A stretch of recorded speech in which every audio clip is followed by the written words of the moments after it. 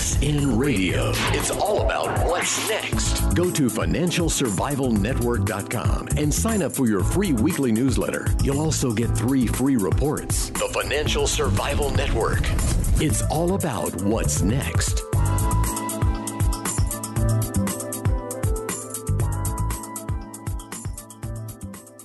Welcome. You're listening to the Financial Survival Network. This is Kerry Lutz. And, well, investing can be a lot like golf, because if your game isn't real good, especially your short game, you're in for a lot of frustration, a lot of grief, and you often wonder, why did I take this up? But every now and then you sink that putt, you make that birdie, you make that eagle, and then you're on top of the world. And we've got Gary Christenson of thedeviantinvestor.com, got a new book out, Gold Value and Gold Prices. It's doing quite well. Gary, welcome back. Thank you very much. Hey, so golfing, you've taken it up late in life, but fortunately, when it comes to investing, you've been doing that your whole life. Well, a big chunk of my whole life, yes. Yeah, and hey, what's going on in the precious metals markets right now certainly is counterintuitive, but so much of investing is counterintuitive, isn't it? Well, yes, indeed. And if I look at the gold and silver markets, and there's a purpose in where I'm going with this, on the short term, they should be going up. We have all kinds of problems in the world. We're printing money like there's no tomorrow. We're in debt. We're running deficits that can't be, that are horrible. And we have massive amounts of debt at the global level that'll never be paid back. Why are gold and silver languishing? And the answer is probably somewhere out there, but I don't seem to be privy to it. I just have to push it all off on high-frequency trading and various adjustments and management that the powers that be work on. So my conclusion was, rather than frustrate myself, I would simply try to find a way of valuing gold that obviated all of that other stuff. And so I said, let's not try to predict where gold should be at any given time or what it will be at any given time. Let's just try to do a valuation model and say, what's a fair value for gold based on macroeconomic variables, not based on the price of gold, not based on the price of silver, not based on the dollar index or whatever, but based on some other macroeconomic variables that are easy to look at and easy to identify. And that gradually became, after a lot of work and a lot of effort, a gold model. And then that became a book, and that's what I currently have out, Gold Value and Gold Prices from 1971 to 2021, an empirical model. And of course, I chose 1971 to 2021 because 1971 was when President Nixon temporarily took us off the gold standard, blamed the international money speculators, and said we'll no longer convert dollars to gold. And since then, the value of gold has gone much, or the price of gold has gone much higher. The number of dollars in circulation has gone astronomical, and the number of T-bonds and the amount of debt in the system has gone up incredibly. And consequently, the price of most everything has gone up. The example I love to use is what happened to 10-cent coffee and 15-cent gasoline, because I remember both of those, and they're long gone. And they're long gone because we have so much more money in circulation. So my point was, let's figure out a way to value gold based on these other economic variables such as money in circulation. And then if we have a valuation for gold, we can say, well, yes, gold is trading about $12.40 today, but the value of it really should be, say, $1,550. And so I know that in the long term, I'm safe buying gold today because it's undervalued. And based on 40-some years of data and statistical analysis here, I believe gold is properly valued considerably higher. As a matter of fact, I would say that right now, the price of gold should be something like 20% higher than it is. And of course, that's a very long-term estimate. And the value of gold, the price of gold, the market price of gold will oscillate above and below my valuation model.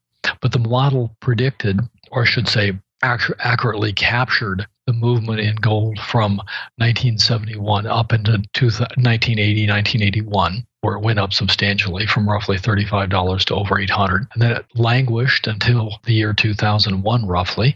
And then it's been going up since then with obvious market crashes and rallies since then.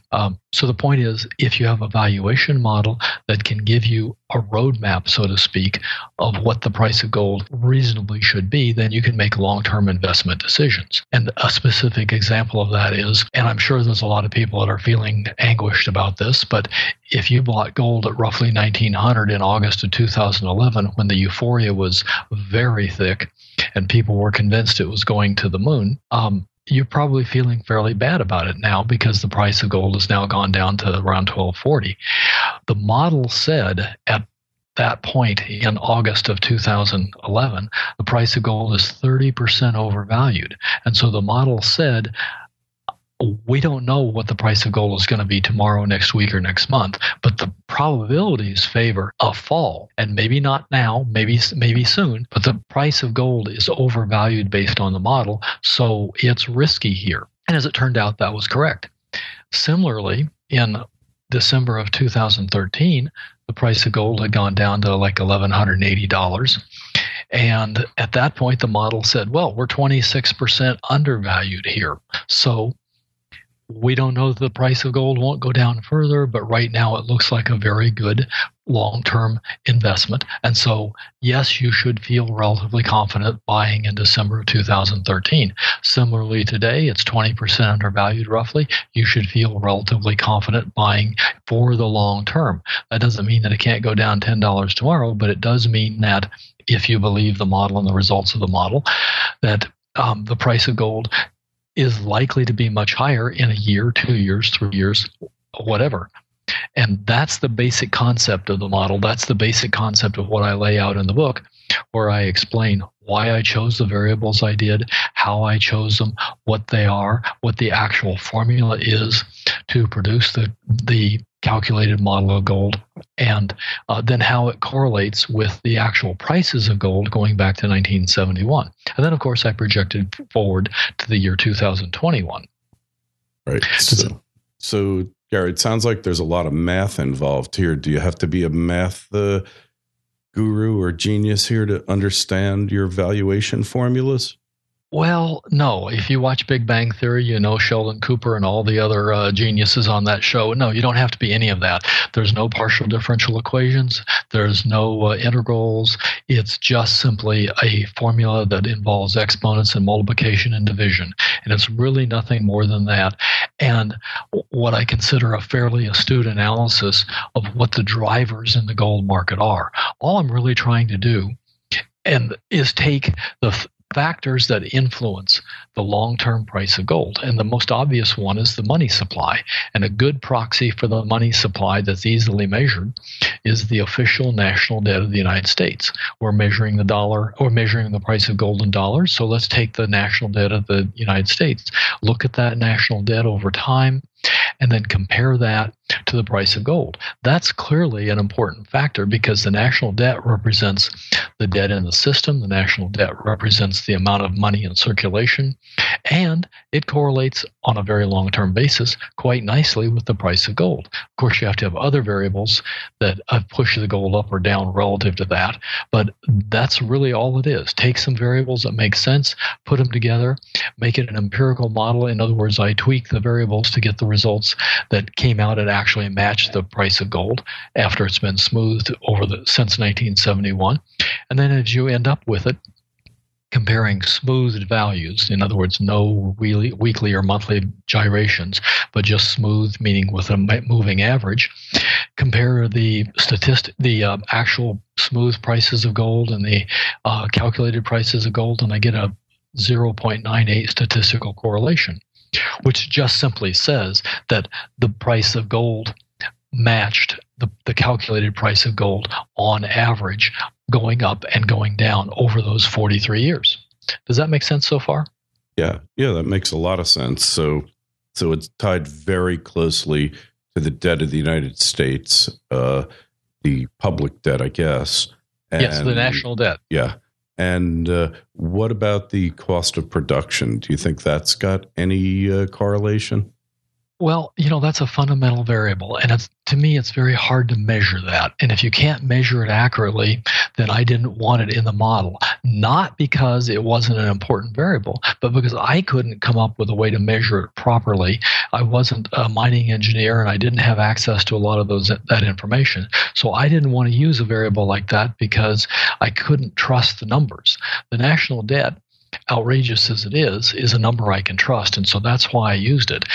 In regard to the cost of production, what are the variables that go into the cost of production? Well, there's the amount of cost for labor. In other words, how much is inflation? And that's going to be boosted into inflation, into the cost of the production. What else is in cost of production? What does it cost to buy a huge earth-moving equipment? Those prices are going to be affected by all kinds of various macroeconomic variables. And then the cost of energy. How much does it cost to run all those huge pieces of equipment? All of those things are reflected as macroeconomic variables that I thought I could work with easier and better than trying to say, well, I think the cost of production this year is $1,200, and I think last year it was $1,050. So I decided not to use cost of production. But cost of production is clearly in there as a secondary issue because it's affected by all the other inflation that's built into our system. Right. And are there any other, besides the debt, is there any other index that you tried correlating it to? Any other numbers?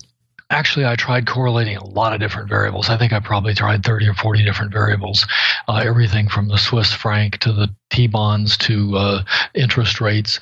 And the problem, of course, with some of those is that, like interest rates, they're very much manipulated by the Federal Reserve.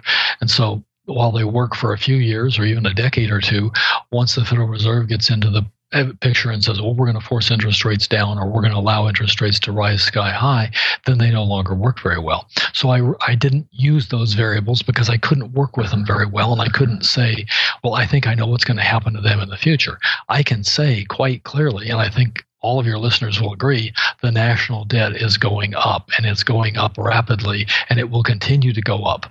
And I think that that's a variable that you can predict and work with because you just absolutely know national debt is going sky high, and you absolutely know it's not going to get paid back or paid down.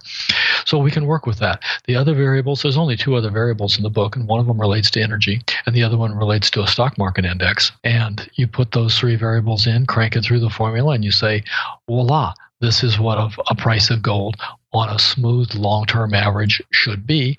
And that's what I did. Interesting. Well, obviously there's more to this, and let's talk about that up next on the Financial Survival Network. FSN Radio. It's all about what's next. Every week the show is growing. Would you like to be a part of it? Then go to clubfsn.com and help support us with $1, $2, $5, or $10 a month and get a host of premium content with newsletters dropped into your mailbox, free books, private audio clips, webinars, and much more. Then join clubfsn.com. If you want to get ahead of the trend and ensure your family's financial security before it's too late, go to clubfsn.com and sign up. The Financial Survival Network.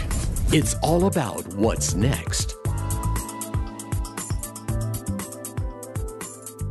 In case you just joined us, we're talking with Gary Christenson of thedeviantinvestor.com.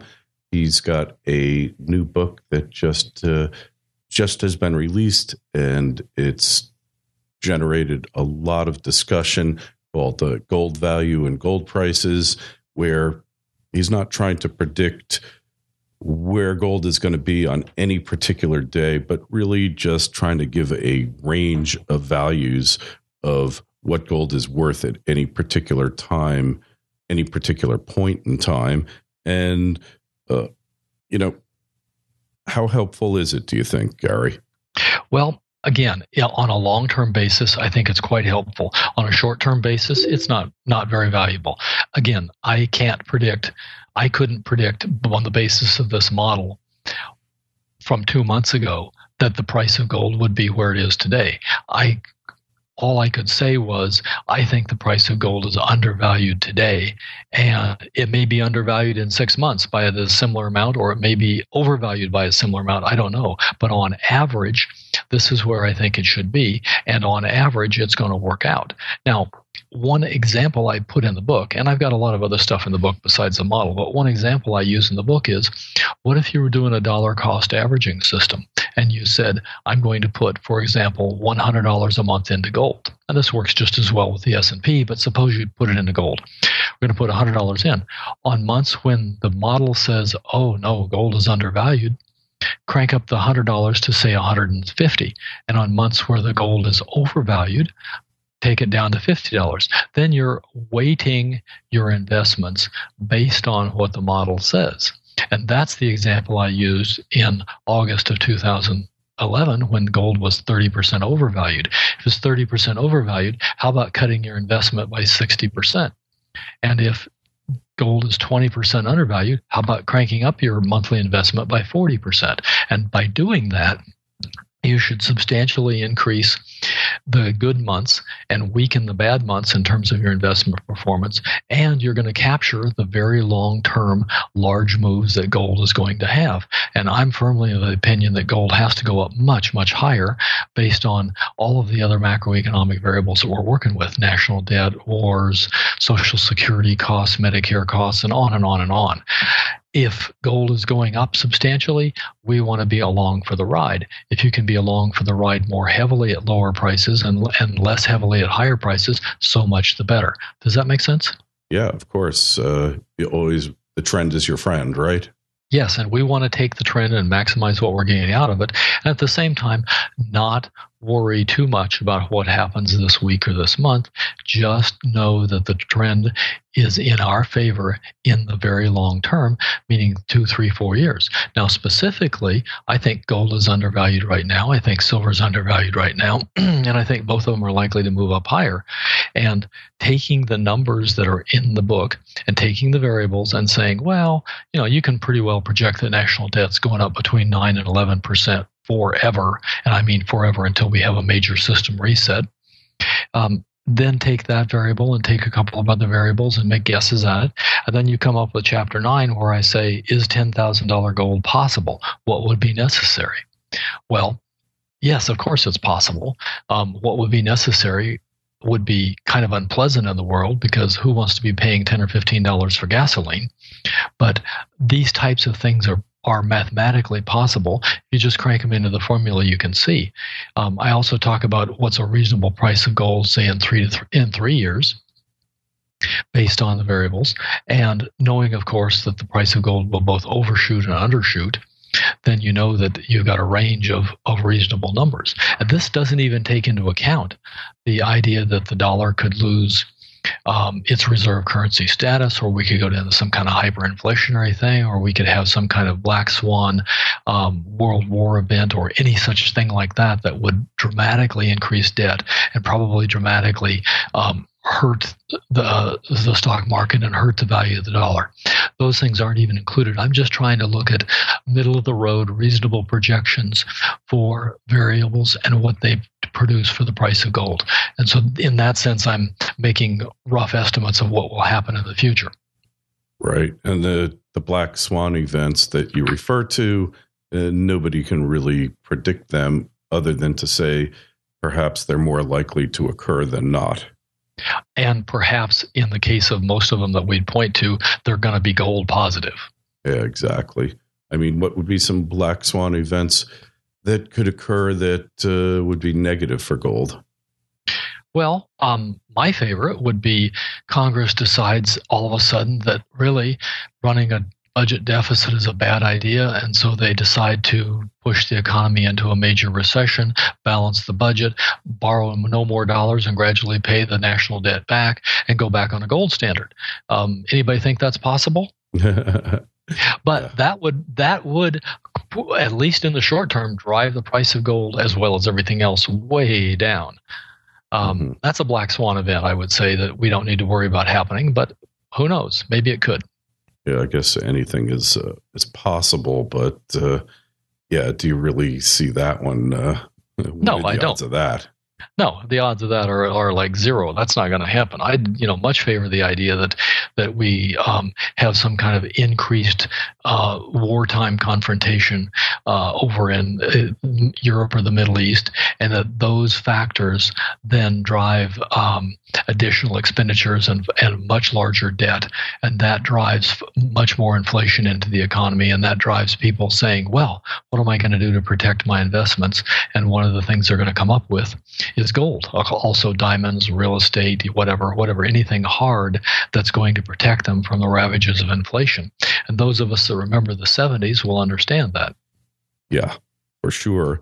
And yeah, it's just rather shocking to see what's happened with precious metals over the past 3 years. And, at the same time, I would say certainly up to recently, consumer prices, and that really isn't the definition of inflation, haven't gone up that much. Over the past year, you've seen food prices, in part because of the drought in California, go way higher. You've seen, gasoline prices go up and a whole host of other prices increase. So we could see the beginnings of inflation here, but we don't really know. Because we've seen the velocity of money, that's the rate at which the dollar's turnover keeps going lower and lower, at least according to the Federal Reserve. So, and that velocity of money is what is temporarily holding inflation at bay. But the velocity of money is at multi-decade lows and could turn at any point. And where is the confidence-shattering event that could occur any day or perhaps in multiple years from now that increases that velocity of money and thereby really brings inflation into the forefront of national consciousness? Hard to predict when that will occur, but it's a reasonable bet that it's something of that sort will occur. Yeah. And how does the velocity of money increase? Nobody's ever exactly explained that to me. Well, and I'm not sure I can explain it. I certainly can't give you all the partial differential equations that a PhD economist could do. But in essence, to me, it's I don't want to hold my cash today because I know it will be worth less tomorrow. And if it's worth less tomorrow, I need to get rid of it today and buy something that will hold its value tomorrow. And, go to Venezuela where they're in trouble, or go to Argentina. I mean, Argentina's taken 8 zeros off of their money in the last 30 plus years. Think about that, 8 zeros. That's a pretty substantial inflation rate. And so the people of Argentina very clearly understand what it means to have inflation and very clearly understand what it means to say, I want to get rid of my money today because I know it will be worth less tomorrow. And how do you get rid of it? Well, the first thing the government does is they put in capital controls and exchange controls and all kinds of things to adjust to force you to play their game their way. And so the people do, well, I've got to buy a business, or I've got to buy land, or I've got to buy a house, or I've got to buy a new couch or something because I know it'll cost more tomorrow, or I've got to buy diamonds, or I've got to buy gold and silver, or I've got to transfer it into some hard currency like US dollars. So just before a devaluation in Argentina, if you transferred your pesos into US dollars, then you made out like a bandit because the government basically destroyed the value of their own currency over time. And maybe that's what's going to happen in the other parts of the world here. And people will say, well, the only choice I've got to go to is gold and silver or some other hard asset. And those horrible inflationary kinds of things may visit the shores of the United States instead of just being in Latin America and Zimbabwe. Right. Well, on that note, we've got to depart. Gary, just tell us where we find you, where we find your book. Okay, well, thank you very much for interviewing me here. You can find me at deviantinvestor.com, and I've been writing for a couple of years, and you can find my book. Of course, the most obvious place is Amazon. It's Gold Value and Gold Prices from 1971 to 2021. It's available paperback and ebook, and it's also available on my personal site for selling, and that's gechristenson.com. Either one's available. I recommend you go get the book, and if you don't like the idea of gold and silver, maybe this will convince you. And if you still don't like the idea of gold and silver, good luck with the S&P. Hey, and you'll find the link to Gary's site on financialsurvivalnetwork.com. Go there, sign up for our newsletter. Also, don't forget, webinars taking place on September 24th at 9 p.m. Sign up. It's free. I'm sure you're going to enjoy it and get a lot out of it. And Gary, we will talk to you again real soon. Thanks so much. All right. Thank you, Kerry. FSN Radio. It's all about what's next. Every week the show is growing. Would you like to be a part of it? Then go to clubfsn.com and help support us with $1, $2, $5, or $10 a month and get a host of premium content with newsletters dropped into your mailbox, free books, private audio clips, webinars, and much more. Then join clubfsn.com. If you want to get ahead of the trend and ensure your family's financial security before it's too late, go to clubfsn.com and sign up. FSN Radio. It's all about what's next. Go to financialsurvivalnetwork.com and sign up for your free weekly newsletter. You'll also get 3 free reports. The Financial Survival Network. It's all about what's next.